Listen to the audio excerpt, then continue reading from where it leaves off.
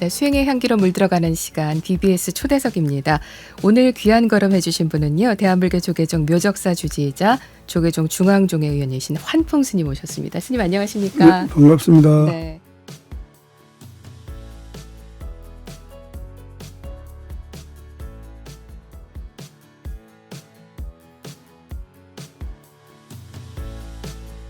방송 듣고 계신 전국의 불자님들 또 TV를 통해서 보실 분들도 계시거든요. 저희가 보이는 라디오로 진행하고 있기 때문에 네. 인사 말씀 부탁을 드리겠습니다.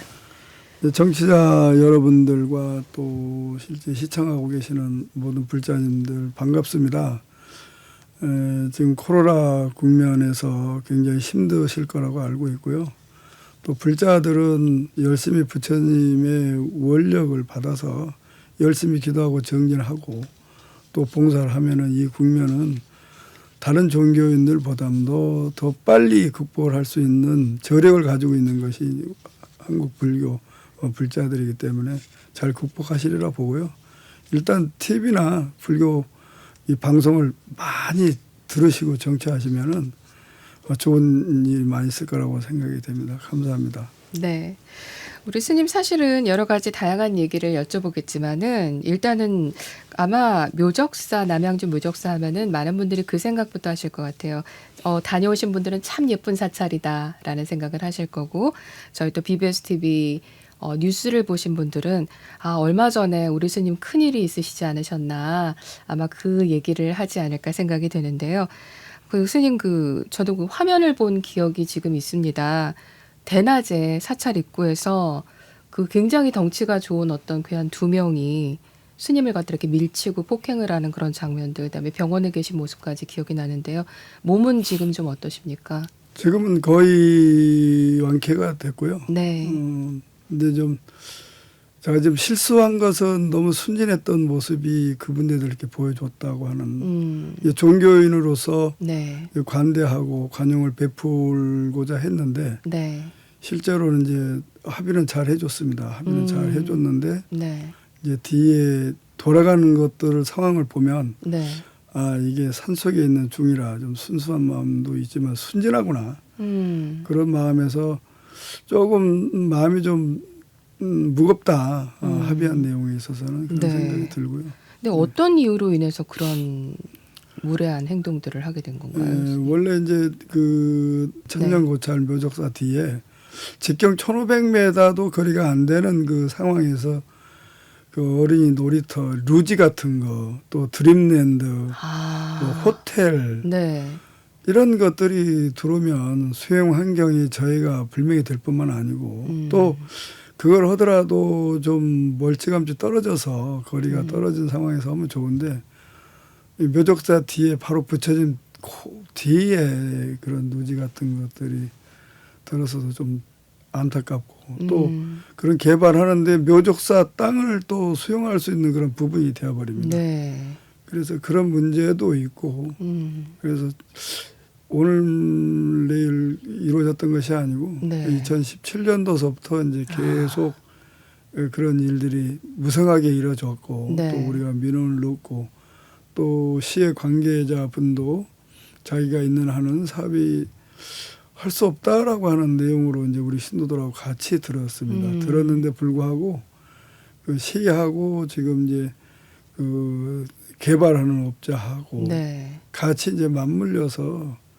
이 공사를 이제 시행하게 되다 보니까 저희 입장에서는 부처님이 중요하고 부처님 법이 중요하고 또 불자와 또 묘적사 계곡을 위시한 뭐 행락객들 이런 사람들이 와서 이 부처님 품 안에서 불자가 아니더라도 즐기고 가면은 그것이 포교이고 또 보시가 아닐까라는 생각에서 많은 생각을 하고 많은 부분들을 묘적사에서 혜택을 줬는데도 불구하고 시나 또 시행업자들이 서로 이제 이간을 시키고 또 폭력을 구사하고 또 민원과 진정을 넣어서 묘적사가 상당히 이 신행 활동을 하는 데 있어서 주지가 못한다라고 하는 그런 내용으로 계속 해나가고 있어서 참 아쉽기도 하고요. 네.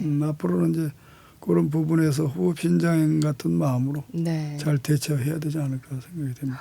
사실 그 사찰들이 옛날엔 산속에 많이 있었지만 도심에 있는 여러 사찰들은 어떻게 보면 지역민들을 다 끌어안고 화합하면서 가기 위해서 엄청난 노력을 하지 않습니까, 스님? 뭐 듣기로는 뭐 주차장도 다 무료 개방하고 지역민들이 다 함께 이용할 수 있도록 그렇게 해오신 걸로 알고 있는데요.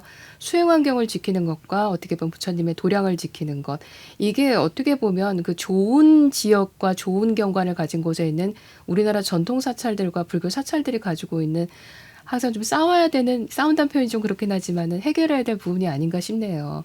묘적사만의 문제가 또 아닌 것 같다는 생각이 듭니다. 그렇죠. 지금 그 실제로는 231번지 문제가 되고 있는 주차장 답으로 네. 되어 있는데 시의 공문은 1987년도서부터 위법을 했다.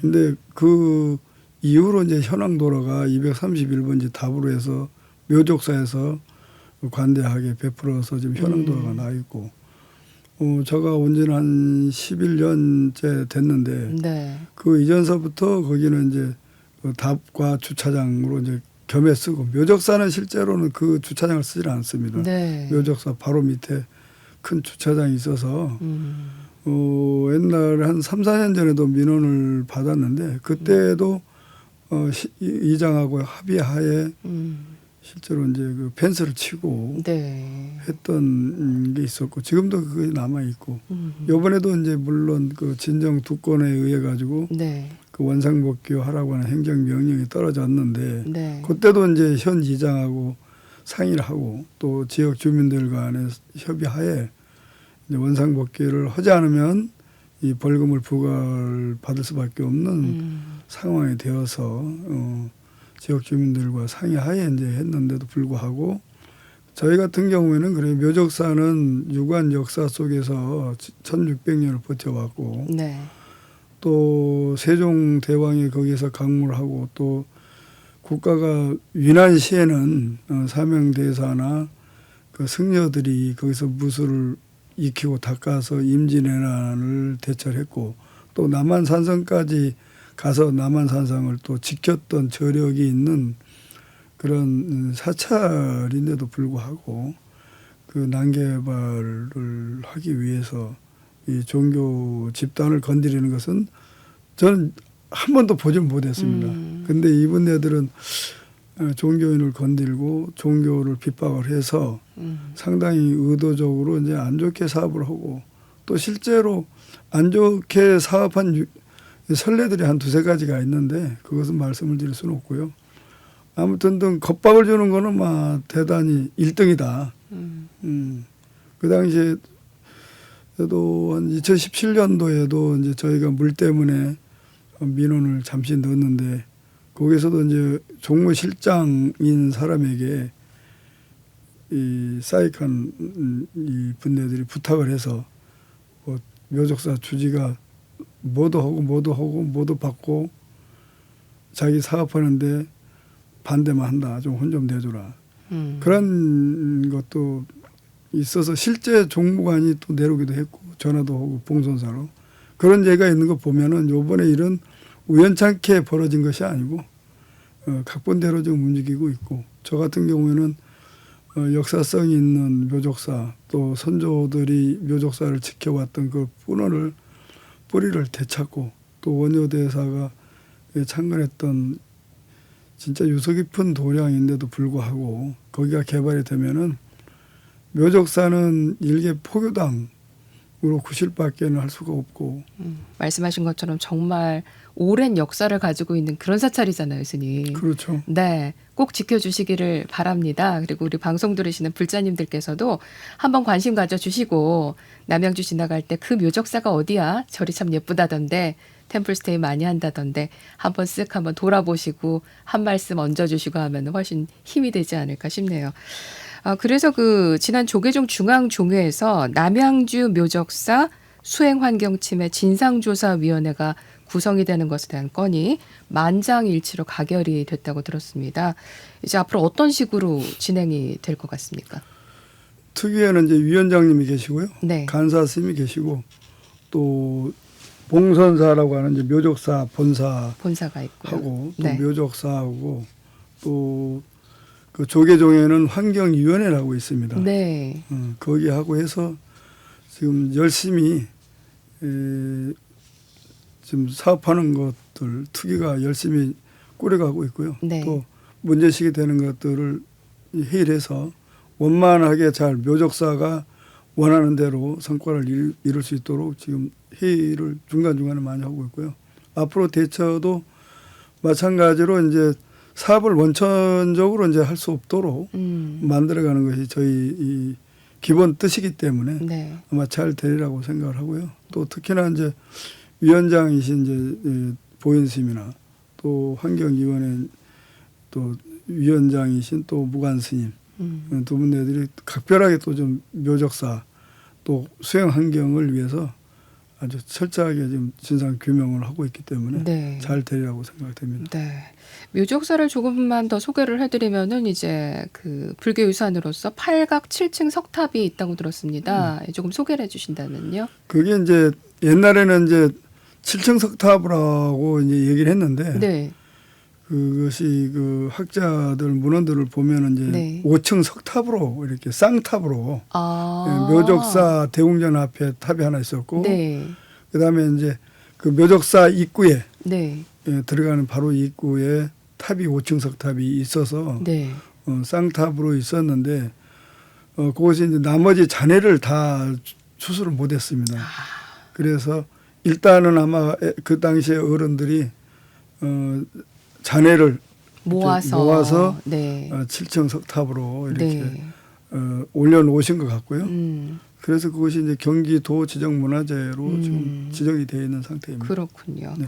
그리고 뭐 좀 자랑이랄까요? 그 스님께서 너무 정진을 열심히 하시다 보니까 우리 불자님들께서도 수행력이 대단하시다고 들었어요. 우리 묘적사 신도님들 자랑을 좀 부탁을 드리겠습니다. 가만히 계시다가도 코로나 네. 지금 상황에서도 네. 기도 소리만 나면은 그냥 오. 열일 제껴놓고 이제 다 이렇게 묘적사 와서 기도를 아. 하고 있는 형국인데 지금은 이제 요번에도 이제 천일 기도를 네. 다란이 기도를 이제 그 3월선은 끝나고 네.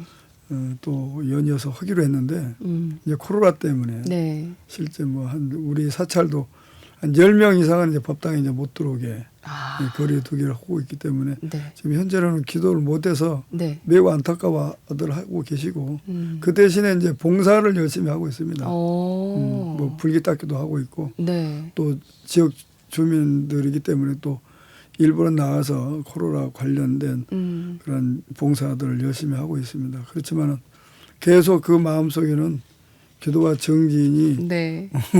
이어져 가고 있는 걸로 좀 알고 있습니다. 그렇군요. 아마 각자 가정에서도 아마 열심히 수행 정진하면서 일일 수행을 게을리하지 않으실 거라는 그런 생각이 듭니다.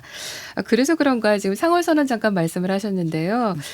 이 스님 제가 그 상월선언 다큐멘터리 화면에서 스님을 많이 뵀거든요. 저희가 만들었는데 다큐멘터리 화면 보면은 그 상월선언 회주 스님이시자 전 총무원장이신 자짜승자 스님께서 우리 노전 스님이 연부를 갖다 너무 열심히 해가지고 시끄러워서 잠을 못 잤다 농담을 하시는 그런 장면이 나오거든요. 예.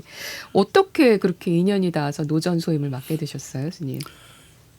거기는 저는 이제 해주 스님을 매우 존경하고요. 네. 또 그런 와중에서 종단의 큰 일을 마치시고 또 그런 정진을 안 하셔도 제 생각인데 편하게 여생을 사실 수도 있다고 봐요. 근데 네.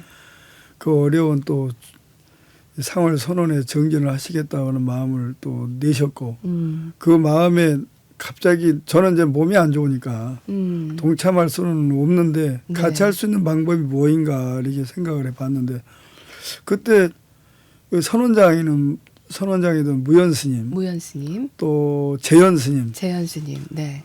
또 통도사에 있는 진각 스님, 네. 또 직액을 맡고 있는 호산 스님, 네. 다 도반들이에요. 아. 진각 스님은 조금 한 해 후배이긴 해도 네. 다 통도사 같은 강원을 졸업을 했고 그분네들이 다 들어간다고 하니 네. 저 입장에서는 야 이게 같이 동참을 했으면 너무 좋겠는데 체력은 안 따라주고 뭔가를 할 수 있는 부분이 뭔가 네. 라고 이제 연구를 하는데 답이 안 나오더라고요. 근데 마침 어떤 스님이 부처님을 모시고 온다 하니 아하. 사식기도라도 좀 하겠다고 해주님께 부탁을 한 것 같아요. 근데 야 선방에 무슨 목탁을 그 기도를 하느냐 원하지 않으셨던 것 같아요. 근데 제가 가서 스님 그래도 부처님 마집밥은 올리고 사시에는 그래야 되지 않겠습니까? 환풍이 그 하라면 그럼 한다면 해야지. 그래서 아침, 점심, 저녁, 오후까지 해서 4분 정근을 하겠습니다. 그래 부탁을 했어요. 그랬더니 야 힘들어서 안 되고 정진을 우리가 열심히 할 테니 사시하고 정하고 싶으면 오후 2시 그렇게 해. 너무 힘들어. 그러시더라고요. 그래서 알겠습니다. 그래서 사시하고 오후 2시 기도하는 걸로 해서 그래서 이제 그때서부터 이제 노전 소임을 보게 됐고요. 또 도반 스님들이 다 정진하신다 하니 저도 뭔가 좀 도움을 드릴 수 있는 방법은 옆에서 기도 열심히 해주고 또 목탁 소리 크게 내주는 것이 그분들에게는 정진을 도울 수 있는 것과 또 내가 소임을 열심히 볼 수 있는 것 그라고 생각을 해서 제가 자원을 했습니다. 그렇군요. 네. 사실 그 상월선언을 방문했던 불자들 입장에서도 그렇지만은 우리 노전 스님께서 해주신 그런 어떤 사분정근, 예, 또 그렇게 예불을 해주시고 오후에 또 예불을 해주시고 해주신 그런 부분들이 그 공사판 한가운데가 순식간에 도량으로 변모하는데 엄청난 힘을 발휘했다라고 저희는 그렇게 느꼈습니다. 너무나 또 애써서 해주신 분들 덕분에 많은 분들이 환희심을 가지고 신심을 증장시켰을 거란 생각이 들고요. 그 전에 그 총도감을 맡으셨던 해일 스님께서 중간에 그런 말씀을 하시더라고요. 차라리 내가 안에 들어가는 게 낫겠다라는 생각을 할 때가 있었다. 우리 아마 환풍 스님께서도 밖에서 이렇게 외호하시면서 그런 순간들이 있으셨을 것 같아요.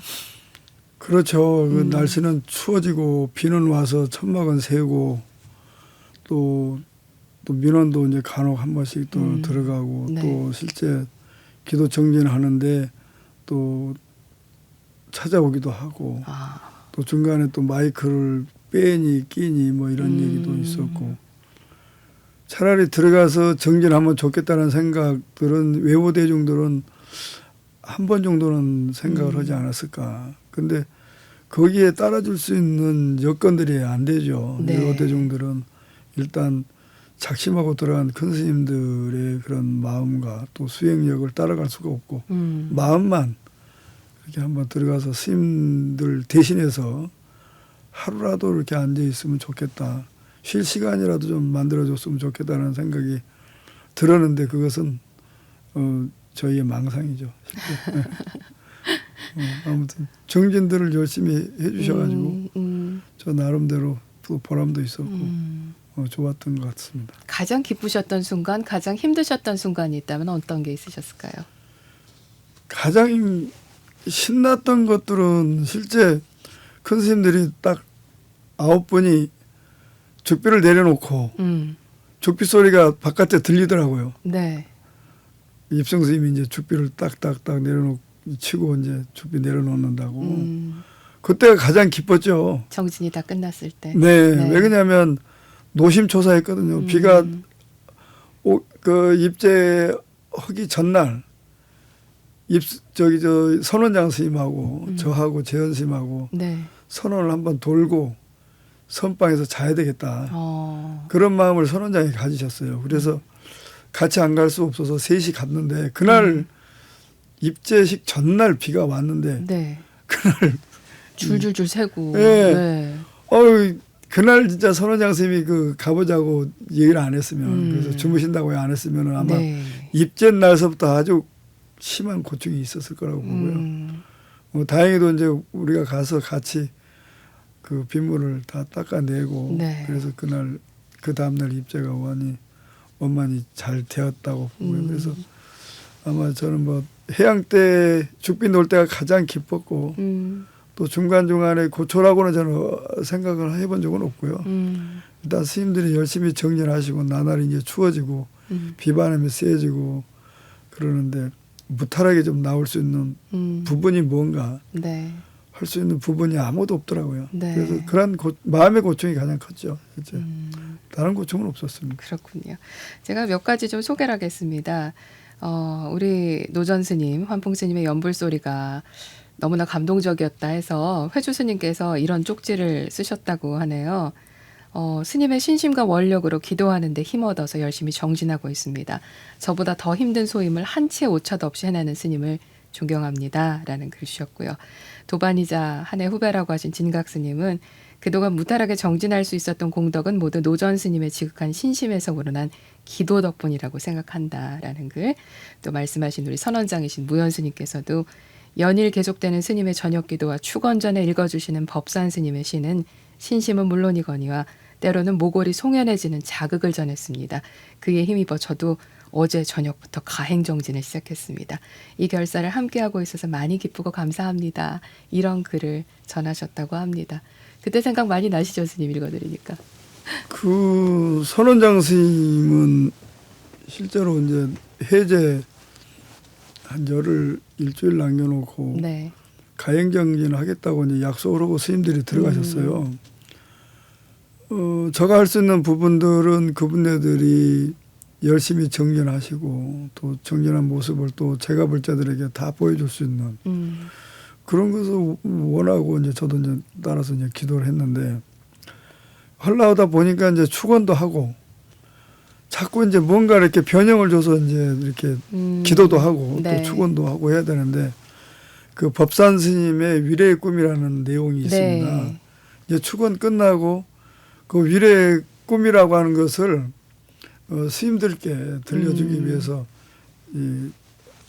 매번 이제 낭독을 하시고 했는데 네. 아니 하루인가 이틀 뒤에 쪽지가 날라와 버렸습니다. 그래서 가행정진을 하겠노라고 그게 울컥 겁이 나더라고요. 네. 아니 어차피 가행정진은 약속을 했고 하기로 했는데 네.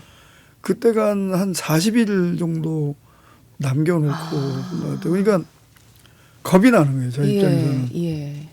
그래서 그 뒷날서부터 위례의 꿈을 제가 이 축원 뒤에 위례의 꿈을 이렇게 이 발음문 쪽으로 이렇게 하고 있는데 안 해버렸어요. 겁이 나서. 너무 이렇게 밀어붙이게 하는 것이 아닌가. 예. 네. 그리고 또 이제 본인은 이제 남을 이제 피해 주는 것을 상당히 싫어하니까 몰래 이제 자기가 따로 이제 그 대중들의 눈치 봐가면서 가행정진을 들어가겠다고 하는 내용으로 쪽지가 와서 너무 빠르지 않을까라는 생각에서 이제 실제 위례의 꿈을 저는 그 다음 날서부터 발언을 안 하고 이제 다른 쪽으로 이제 뭐 초발심 자경에 이제 좋은 글귀라든가 네. 또 이제 불경에 이제 좋은 글귀 같은 것을 따서 축원 뒷장에다가 이제 발언 형태로 이렇게 하고 했던 기억은 나는데 네. 아무튼 선원장 스님이 그 해주신 말씀대로 인공지능 로봇처럼 네. 그 한치의 어긋남도 없이 정진을 하신 대상포진도 거에 대해서. 숨기면서. 네. 그 대상포진은 실제로는 그 해제하고 이제 저한테 말씀하신 건데 중간에 이제 한 두세 스님께서 상당히 이제 힘들어하는 모습을 보고 또 힘들어하는 그런 것들이 좀 보이더래요. 그래서 본인이 실제로 이렇게 말을 못하니까 무언으로 이렇게 대상포진 부분을 이렇게 몸으로 이렇게 보여줬답니다. 네. 그 뒤서부터는 뭐 아주 열심히 정진 대중들이 잘해서 그래서 원만하게 회양이 된 거로 이렇게 저 생각은 그렇습니다. 네. 대상포진은 안 걸려 본 사람들은 그 고통은 뭐 말을 쓰고 없을 정도거든요. 네. 근데 그거를 버티고 참고 인내하시면서 회양을 하고 대중들을 아울러서 갔다는 것은 대단한 스님이라고 저는 칭찬하고 싶습니다. 그렇군요. 네. 자, 그런 인연으로 우리 또 스님께서도 건강도 안 좋은데 아까 그 자승 스님께서 그런 말씀하셨다고 했는데 한 10여 년 전에 그 폐암으로 인해서 부처님 가피로 이렇게 또 회복하셨다고 말씀은 하셨지만 폐를 또 이렇게 절제하는 수술을 하셨다고 들었습니다. 근데 그럼에도 불구하고 이번에 그 시즌 2죠. 상월선언 인도 만행결사를 가시겠다고 자원을 하셨다고 들었어요. 그 해주 스님께서 그 인도에 45일간 부처님 성지를 걸어서 참배하자고 하는 그런 마음을 내셨을 때, 네. 야 이건 대박이다. 실제 모든 불자들은 진짜 옛날 어른들이 걸어서 구법을 했듯이 네. 우리도 이 시기에는 그런 것이 필요하다. 음. 진짜 한 걸음 한 걸음 걸으면서 그냥 부족함이 실제로 우리가 살면서도 많이 있는데 거기 가서 한 걸음 한 걸음 걸으면서 부처님을 칭견하고 부처님과 같이 걷는다고 생각을 하고 부처님의 설법을 듣는다고 하는 입장으로 이렇게 간다고 하면 야 이거는 안 갈 수가 없겠구나. 진짜 모든 불자들은 걸어서가 아니더라도 비행기 타고 와서라도 성지순례는 한 번 정도는 하고 와야 되는데 여건이 안 맞아서 못 가는 분들도 많이 있잖아요. 네, 그렇죠. 신심을 내서라도 우리 스님들께서 먼저 보여주시고 나머지는 제가 불자들이 스스로가 진짜 걸어서 구급하는 마음으로 이 성지순례를 다녀왔으면 하는 마음으로 저도 흔쾌히 허락이 아니고 제가 이제 자원을 했고요. 네. 실제 그 소리 듣고서부터는 한강변을 한 20km를 매일 새벽에 3시에 일어나서 인도에서 하는 것처럼 네. 여기서 예행 연습을 했습니다. 새벽 3시에 일어나서 부처님께 잘 다녀오겠다고 고하고 3시 반에 이제 한강변에 나와서 거기서 한 17km에서 20km 사이를 매일 걸었고요. 걸어서 또 체력이 또 완전히 회복이 됐고 지금 다른 스님들과 제가불자들은 상당히 건강하고 네. 또 운동을 많이 해서 그런 우려는 없지만 저 같은 경우에는 가령 따라가서 진짜 걷지 못하는 상황이 된다면 그 많은 대중에게 불편함을 느낄 뿐만 아니고 괜히 민폐 끼치는 것 같은 그런 마음이 너무나 들어서 그래서 20km씩 매일 걸어요. 그렇군요. 요 근래 이제 병원 때문에 이제 걷지 못한 네. 시간이 좀 있었지만 네. 앞으로도 계속 걸을 겁니다. 그렇군요. 스님은 어떻게 이렇게 출가 부처님 제자가 되셨습니까? 어떤 인연으로? 저는 뭐 우리 할머니 따라서 우리 친가는 불교 아주 독실한 신자입니다. 네. 뭐 판을 안으로 굽는다고 할머니 따라서 손잡고 이렇게 가서 할머니 기도하는 거 옆에서 보고 또 옛날에도 그랬어요. 이거 저 한 10살 때인가 그때 할머니가 절에 갔다 오시면서 네. 야 삼재다. 너 관세음보살이 목걸이 걸어야 돼. 제가 어렸을 때 자주 넘어졌어요. 넘어질 때마다 관세음보살 하면은 넘어져도 안 아프고 넘어지질 않아. 할머니께서 이제 그러셔서 실제로 여기 걸고 다녔고 초등학교 때 숙제를 안 해가서 그 담임 선생님께 이제 손바닥 이렇게 대고 맞는데도 속으로 관세음보살을 이렇게 때리는데 안 아픈 거예요. 맞는데. 아 정말요? 실제로 네. 여기가 이게 실제 그 빨갛게 당시에 자국이 났는데도 안 아프시고. 네, 그때 맞은 자국이 지금 여기도 있어요. 이렇게 어렸을 때 맞아가지고 네. 이게 관세음보살 하면서 속으로 이렇게 하면서 그래서 그때 맞았을 때도 진짜 관세음보살님이 도와주시는구나 라는 생각을 어렸을 때 진짜 했습니다. 그래서 지금도 뭐든 일이 있을 때 그냥 나도 스스로 모르게 이제 관세음보살 튀어나와서 그래서 그런 인연으로 이제 절에 가는 계기가 잦았고 이만저만 해서 저는 부처님이 인연이구나. 네. 그래서 그런 인연으로 해서 이제 출가까지. 출가하게 되고 네. 또 어려서 제가 이제 뭐 실제 뭐 스님이 훌륭하고 그런 것보다도 자연스럽게 이제 손에 이끌려서 절에 갔던 것이 이제 계기가 되어가지고 이제 출가하게 된 것 같습니다. 그렇군요. 네. 그럼 출가하신 그 봉선사 그리고 은사이신 우리 대웅스님 같은 경우에 어떤 인연으로 만나게 되셨는지. 제가 이제 원래 이제 스승님이 이제 두 분이 계신데 네. 그 한 분은 이제 월자 원자 큰 스님이 이제 법사 스님이시고 네. 또 은사 스님은 이제 대자 홍자 대홍 스님이신데 그 대홍 스님의 영향을 좀 많이 받았습니다. 기도의 영향을. 네. 옛날에 진짜 어렸을 때 뭐 출가라고 할 수도 없을 정도로 어렸을 때인데 새벽에 제가 이제 의정부 사찰에 있었는데 새벽 3시만 되면 눈이 오거나 비가 오거나 바람이 불어도 큰 목탁을 어깨에다 지시고 비가 오면 우비를 입고 그 의정부 시내를 연불하면서 돌아다니셨어요. 도량석을 시내에서 하셨군요. 의정부 시내. 네. 실제 그 간흥동이라고 하는 데서 의정부 한 바퀴 돌면 한 2시간 이상 걸립니다. 근데 비가 오나 눈이 오나 계속 천수경을 돌고 저는 이제 못 모르고 따라오라니까 그냥 합장하고 따라가고 네. 또 요번 초하루 날은 의정부를 돌면 또 그 다음 초하루 날은 동두천에 아, 가서 또 이렇게 도랑석을 돌고 이렇게 또 우리는 따라가면서 창피함도 있었지만 새벽이니까 뭐 사람들이 뭐 보이지 않으니까 네. 또 큰 스님이 또 도랑석 할 때 또 다른 종교인들이 또 이상하다고 또 고발해서 또 네. 파출소도 들려서 또 뭐 말씀드리고 뭐 결국은 뭐 우리 좋자고 하는 것은 아니고 축원하신 거잖아요. 모든 네. 그 시민들이 다 안락과 부처님 품 안에서 행복을 누리라고 기도한 그런 것들이 많은 영향을 끼쳤습니다. 실제로 어려서 뭐 기도가 뭔지를 알겠습니까? 네. 같이 따라하다가 졸면은 스님 목닥처럼 머리 타도 뚝 때리고 갑자기 뚝 깨가지고 또 울어오고 그런 영향이 있어서 그런지 몰라도 네. 그것이 자연스럽게 이제 몸에 배었던 것 같아요. 그래서 기도도 실제로는 제가 이제 어른들이 너무나 힘들게 기도를 하시니까 네. 기도하기 진짜 싫어서 저는 강원에 가겠습니다. 그러니까 대자공자 은사 스님께서 공부도 좋지만 기도도 좋다. 네 기도하고 열심히 연부를 배우면 평생 뒷바라지를 해주시겠다. 그런 말씀을 하셨어요. 실제로 그렇게도 해주셨고. 네. 그런데 이제 그때는 이제 철이 없어가지고 강원을 가야 되겠다 생각을 해서 공부하러 가네요. 그냥 몰래 네.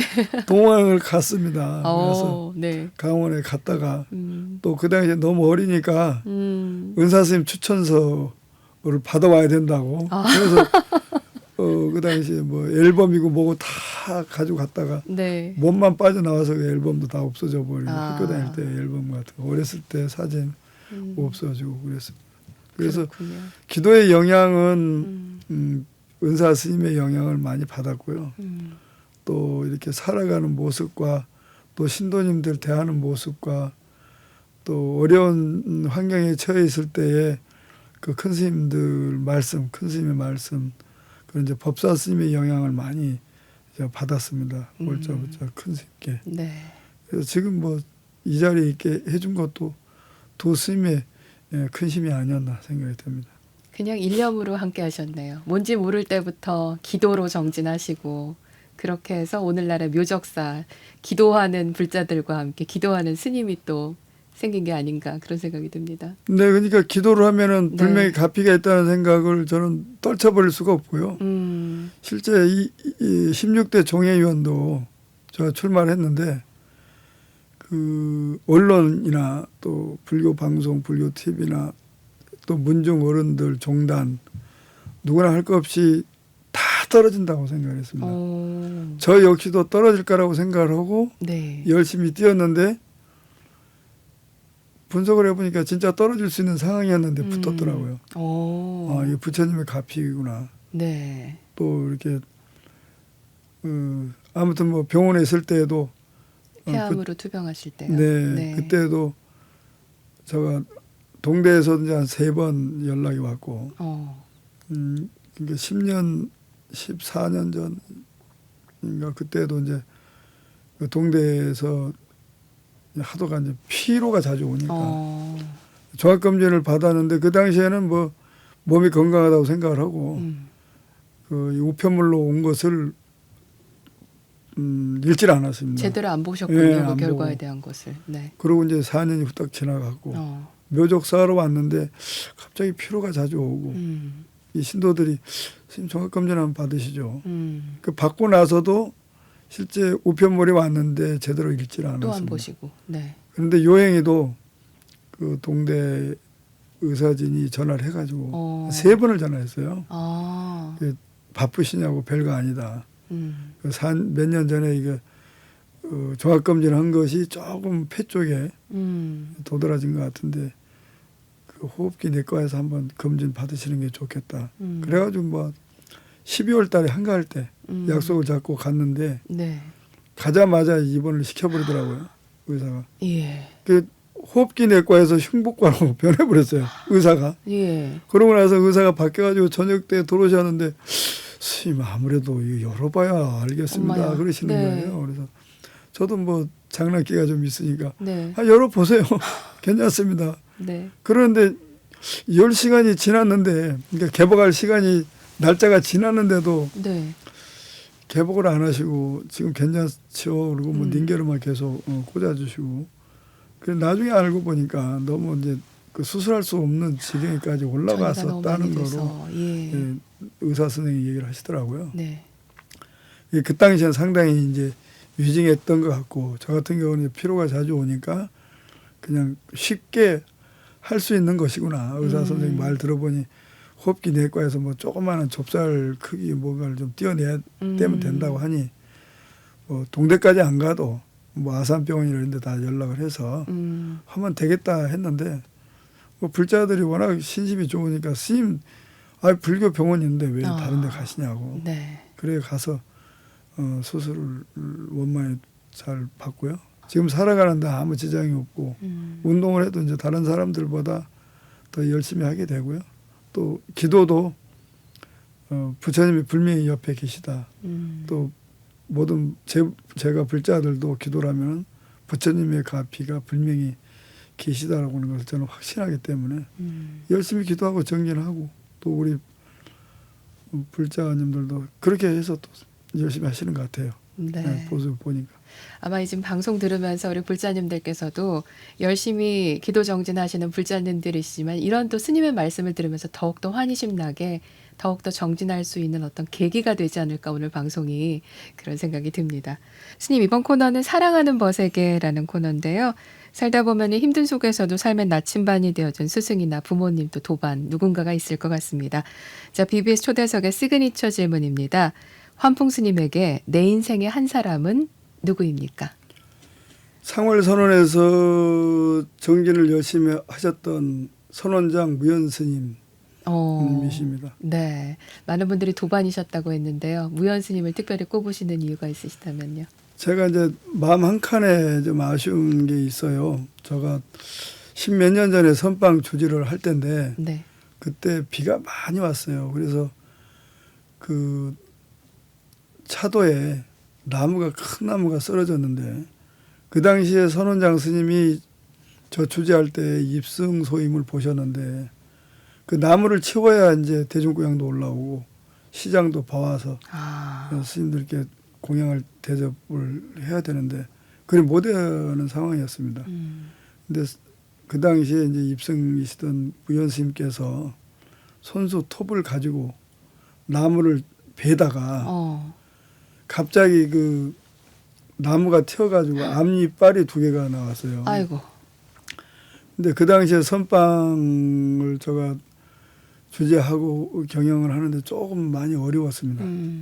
근데 그 내색을 안 하시더라고요. 안 하시고 병원에 몰래 가셔서 치료받고 또 임플란트 하는데 그 당시에는 좀 많이 비쌌습니다. 지금은 이제 보편적으로 가격이 좀 내려갔지만 근데 돈 한 푼 제가 이제 보태주지 못했고 그런데 선원장 스님께서는 그러한 내색을 한 번도 안 하시고 또 회양 날까지 열심히 정진하고 가셨던 기억이 나서 그 마음에 아직까지도 좀 아련하고 도움을 못 줬던 것들이 좀 흉어물이 없이 잘 지내기도 하는데 그것이 마음이 좀 걸리고 그래서 지금 생각하면은 그 선원장 스님께서 이런 마음을 알고 계실지는 모르겠습니다만은 제 입장에서는 도움을 못 해줬던 것들이 좀 못내 좀 아쉬움으로 남아서 제가 가장 좋아하고 존경하는